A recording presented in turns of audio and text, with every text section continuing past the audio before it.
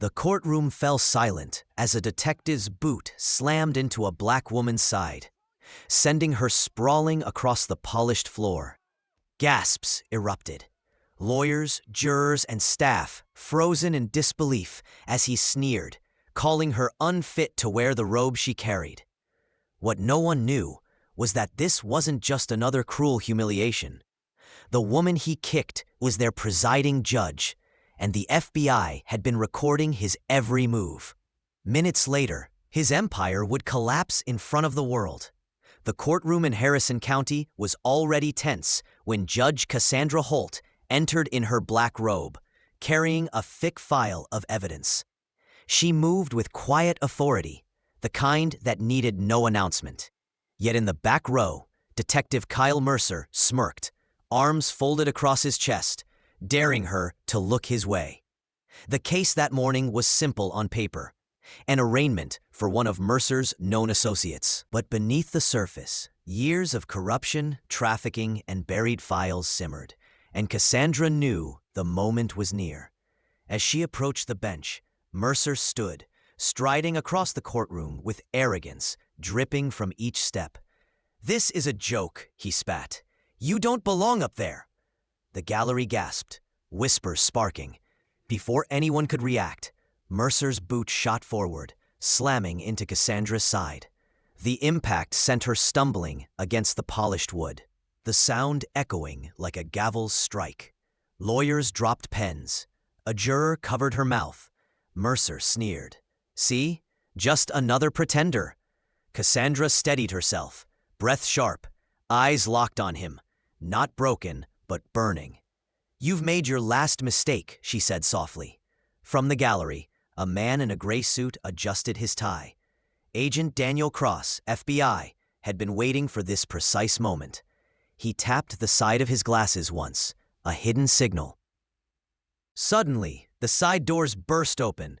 Agents flooded in, badges flashing. Gasps turned to screams as officers surrounded Mercer. "What is this?" he roared, thrashing against their grip. Cassandra stood taller, voice clear. "The culmination of every crime you thought you buried." On cue, Cross placed a laptop on the evidence table, pressing play. The speakers crackled, then filled the room with Mercer's voice. "Move the kids fast. Sell the story as a training transfer. Nobody will question me." The gallery erupted. Mercer froze. Clip after clip rolled. Wiretaps, secret meetings, even video from a hidden camera in his own squad room. Each file revealed corruption deeper than anyone imagined. Officers falsifying reports, judges paid off, children trafficked to private facilities under the guise of custody transfers. You can't use this," Mercer sputtered. Cross smirked. "Already admitted as evidence under seal. Today, it goes public." Cassandra lifted the file she had carried. "This isn't just about your violence in this courtroom. This is about years of blood on your hands, including my brother, murdered to protect your empire." Mercer's bravado cracked, his face drained of color. From the back row, a local pastor, long believed to be Mercer's ally, rose. Reverend Samuel Price removed a wire from beneath his collar. The gallery gasped again. "I gave them everything," Price said. "Your training camps, your secret accounts, every meeting. It's over." Chaos exploded. Officers loyal to Mercer tried to leave, but found agents already blocking every exit. Phones streamed the scene live. Within minutes, hashtags trended nationwide. Mercer's voice rose, desperate now. "This is entrapment. You can't touch me. I own this county." Cassandra slammed her gavel, the crack silencing the room. "No, detective. You owned fear. Today, justice owns you." Cross leaned to Mercer's ear as cuffs snapped around his wrists. "Enjoy federal court. They've got plenty of room for you." But the sting didn't end there. Across town, simultaneous raids unfolded. Warehouses emptied, bank accounts frozen, officers arrested in their own homes. Screens inside the courtroom showed live feeds of Mercer's empire collapsing. Partners dragged from offices, cash seized, children led to safety by federal agents. The gallery wept as 12 missing children were shown alive, escorted into protective vans. One mother sobbed openly, "That's my baby." Mercer's knees buckled.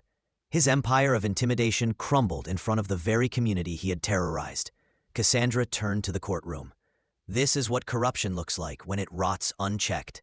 And this, she gestured to the agents, the survivors, the evidence, is what happens when truth refuses to stay buried.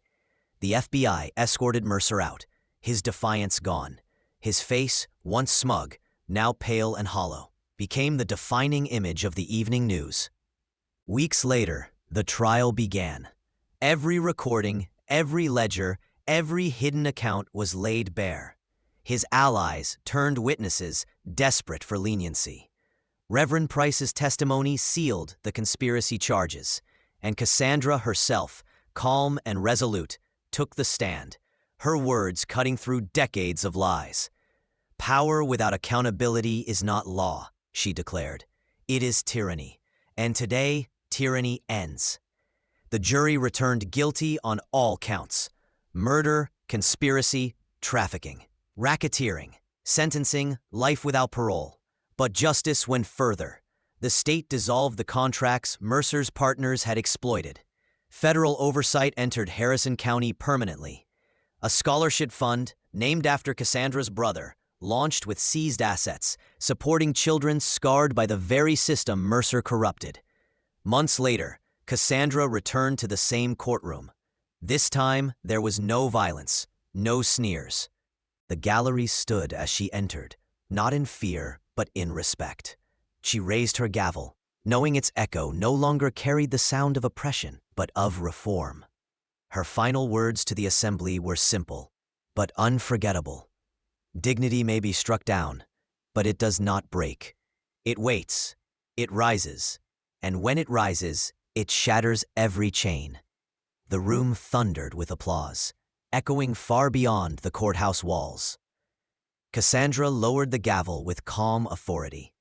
Justice, once buried, now stood unshakable. Reporters swarmed the courthouse steps that evening, their cameras catching every tearful embrace from the families whose children had been saved. A mural of Cassandra's brother was unveiled nearby, painted by survivors. Across the country, cities invoked the Holt Protocol, a federal model demanding mandatory oversight for precincts with histories of misconduct. Within a year, the very officers who once mocked her name were replaced by a new generation, trained under strict codes of accountability. Schools invited Cassandra to speak, her words replayed in auditoriums. Law without humanity is not justice. Power without restraint is not authority. And silence in the face of abuse is not neutrality, it is betrayal. Harrison County, once infamous for corruption, became a case study in transformation. And Judge Cassandra Holt, once kicked to the floor, became a national symbol of unshakable dignity. Proof that no blow, however brutal, could silence truth forever. If this story shook you, don't just scroll. Stand with justice. Like, share, and comment where you're watching from. Subscribe and turn on notifications so you never miss bold, powerful stories of dignity and shocking reversals.